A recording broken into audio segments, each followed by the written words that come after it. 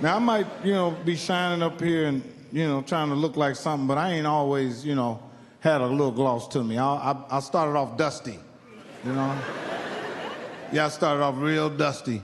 That's why they talking about cutting them food stamps off. I done already been there. I done had mine cut off a long time ago.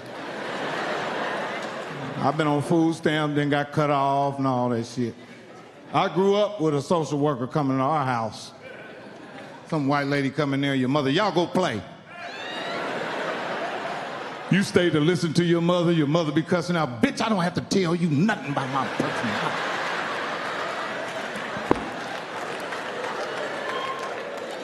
Back in the day, if you was on food stamps, you couldn't have a man at your house.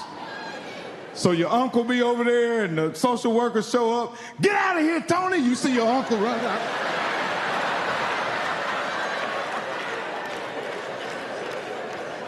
They're like, we seen a man in your house. We're gonna cut your food stamps.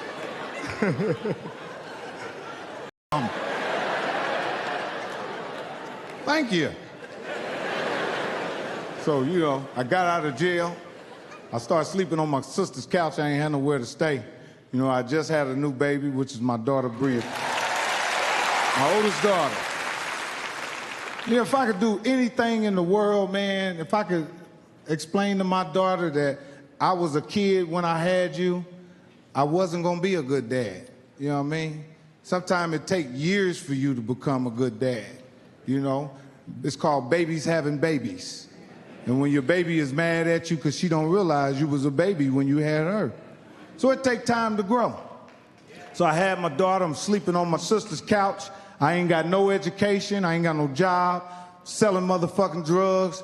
I ain't got no money, I owe a couple drug dealers money in the city. I'm laying on the couch, and I'll never forget my baby mama. She had an auntie named Janet, real sweet, used to come to Indiana from Atlanta. She said, Mike, here you having a hard time in Indianapolis. If you ever need to get out of Indianapolis and move to Atlanta and change your life, you can come and stay with me. So I said, okay, I'm gonna hold you to that, Janet. Meanwhile, they got a comedy competition on the radio. Come to next week's comedy competition here at Club Seville's. And I got two buddies, a buddy named Otis Brown, Gary Bates. They betted me. They said, Mike, you funny around here, you funny in jail, you all that shit, but I bet you can't go up there and be funny in front of people. I said, bet. We go to Club Seville's. They bet me $500. When we walk in the club, it's a bar and grill. Ain't nothing but street motherfuckers in there. I'm talking about there's smoke everywhere. I'm standing in the back getting drunk. I said, oh, I'm scared of them. I'm tearing their ass up. I'm in the back getting drunk. They booing everybody off the stage.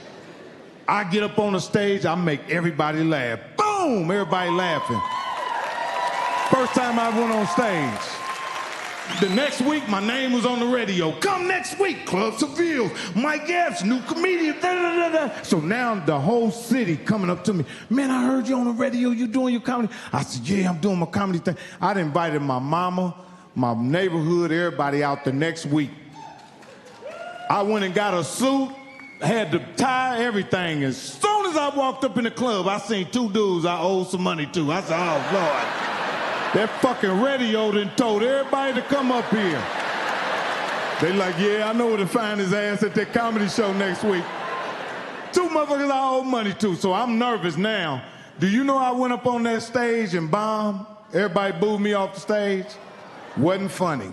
I'll never forget, I'm riding down the street, riding down Michigan Street, and I'm crying, because I'm like, damn, I've been a failure since the first grade. Fuck a life, I've been failing since a baby. You know how that feel to keep failing? So I'm riding out, and I called my baby mama's auntie. She came out and said, Janet, I said, remember you said I can come to Atlanta? I'm ready to get away from here. I'm trying to be a comedian. She said, Mike, I got bad news. I said, what? She said, I got married. She said, I got married. I got a new husband. He's different. He ain't as cool as, I thought he was. I went anyway. I said, fuck that shit. I went and bought a bus ticket from Greyhound. My sister gave me $85 in food stamps. That's when you could rip them out the little book. I had $85 of food stamps, and I had a 38 that had a pen in it fucked up. And it skipped like this. Click, click, wow! Click, click, click, wow! So if you stayed for them clicks, it was gonna pop you on the third one. So you can stay there and look at the raggedy ass gun if you want to. It's gonna pop.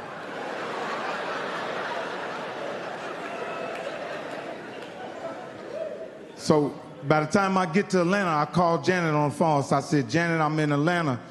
And she said, Mike, it's 3 in the morning. What you doing in Atlanta? I said, I came anyway. She said, I told you couldn't come down. I said, Janet, I tell you what, in the morning, come pick me up and take me to the Salvation Army. This is how I wanted to change my life that bad. And I told her, come pick me up, take me to the Salvation Army. I'm gonna sleep with the homeless people because I just wanted to get the fuck away from Indiana because I knew I was gonna die or go to prison. I said, I got a talent. I found my talent, which was comedy. I knew I was gonna get down there. So she was riding me, and we riding down 85, and she started crying. And she said, Mike,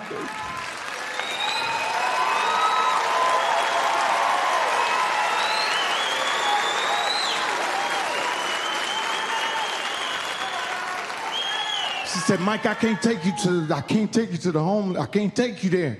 She said, you can come and stay with me. But my husband works second shift. You can't come out the basement till 3 o'clock.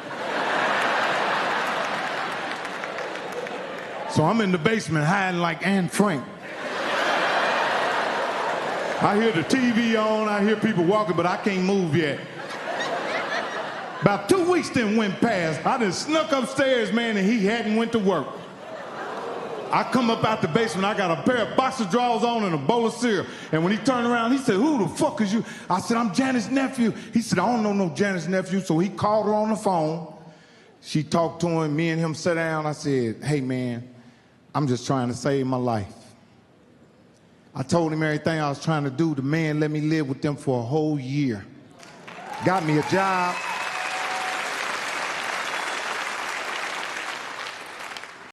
So a whole year went past. I got my tax check, and I claimed one of my nephews on it so I can get an extra $500 on there. You know how back in the day you could claim somebody on the check?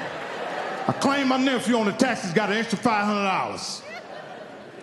T.K. Kirkland, a comedian named T.K. Kirkland. You heard of T.K.? T to the motherfucker K? He said, you a bad motherfucker. He said, man, but you ain't gonna make it in Atlanta. I said, where I got to go? He said, you either got to go to Hollywood or New York. I said, I'm going to Hollywood. He said, you ain't ready. He said, you need to move to New York. The next week I was going to New York.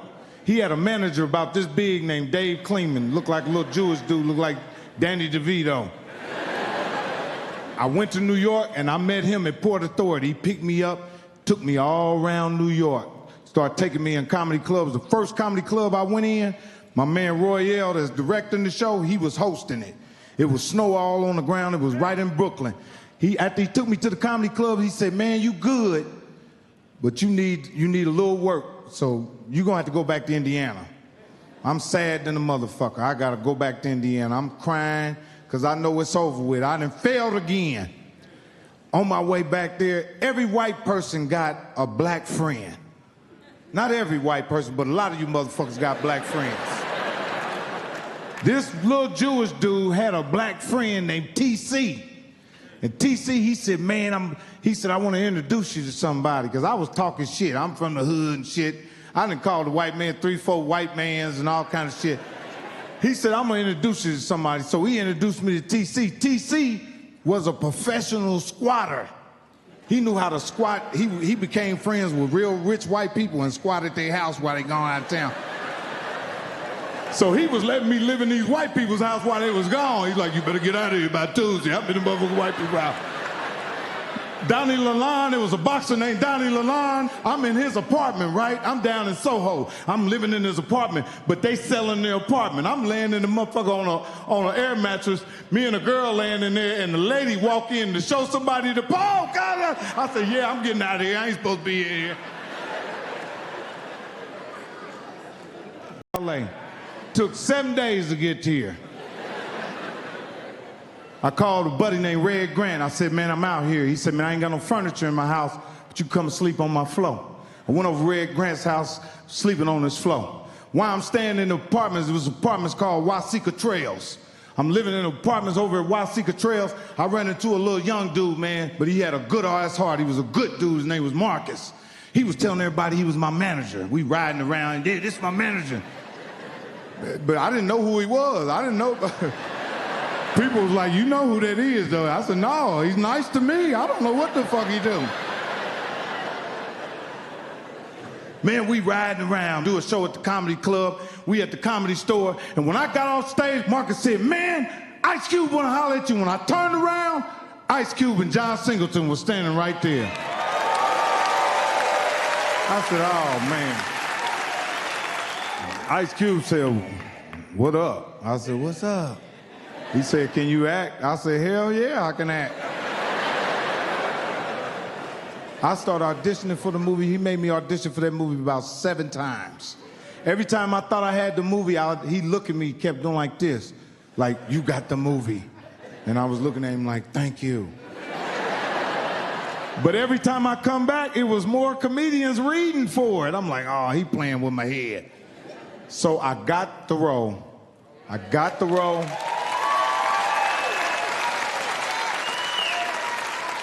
I called my mother. My mother was living in some apartments, man. And I called my mother. I said, Mama, what you want? She said, just buy me a washer and dryer. That's all I want. I said, I'm going to buy your house. She said, no, you're going to fuck my Social Security up. I get $700 a month, and you're not finna fuck my Social Security up. Because she wouldn't let me give her no check or nothing, because the Social Security people, I had to fold the money up and back into her like this and slide it to her.